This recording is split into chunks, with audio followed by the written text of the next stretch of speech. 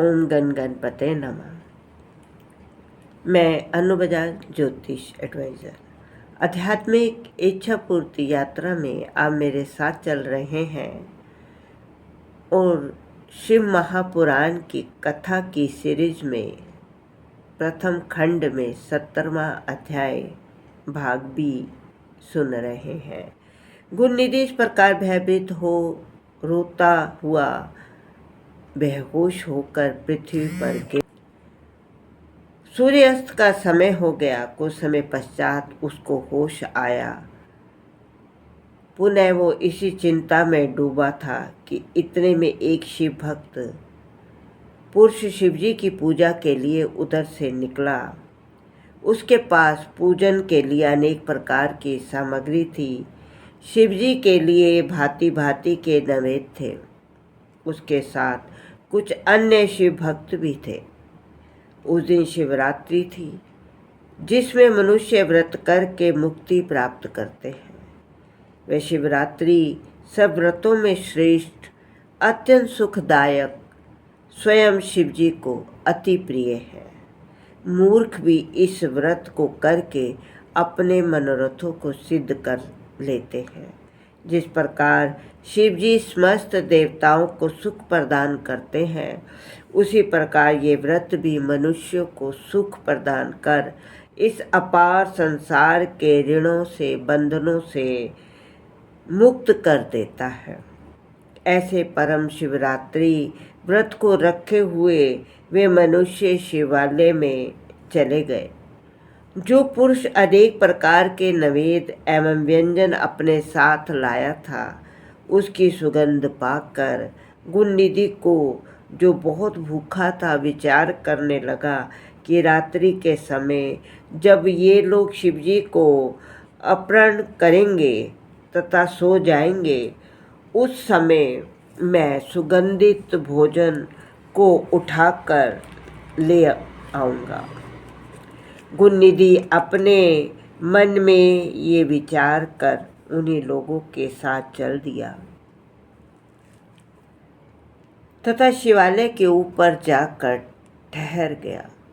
शिव भक्त ने सच्चे हृदय से अनेक प्रकार से शिवजी की पूजा की। वह फिर भक्ति में खोकर नृत्य करने लगे।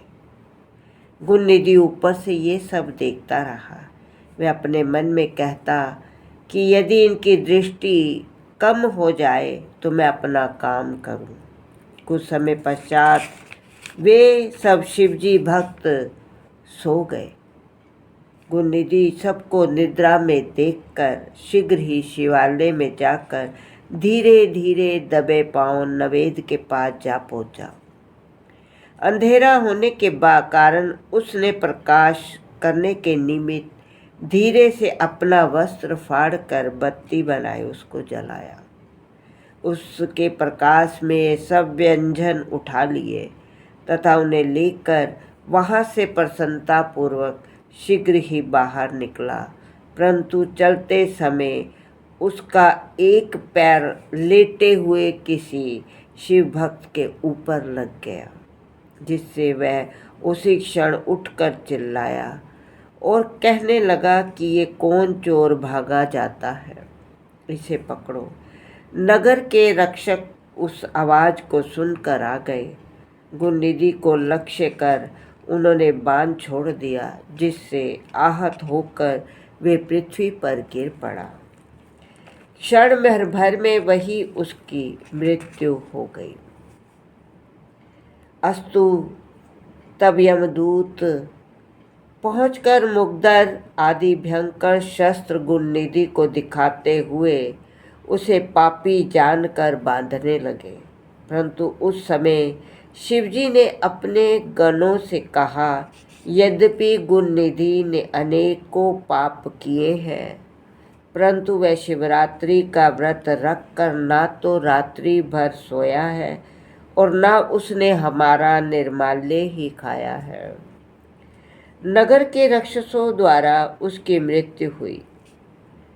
इस समय उसको यमदूत बांध रहे हैं, अतः मेरा आदेश है कि तुम यमदूतों से गुणनिधि को मुक्त करके मेरे लोक में ले आओ, क्योंकि मैंने उसको अपना लिया है। अब वह नरगामी न होगा। मुझको शिवरात्रि व्रत अत्यंत प्रिय है। अस्तु अब गुणनिधि को कलिंग देश का राजा होकर मेरा परम भक्त बनना होगा। ओम नमः शिवाय।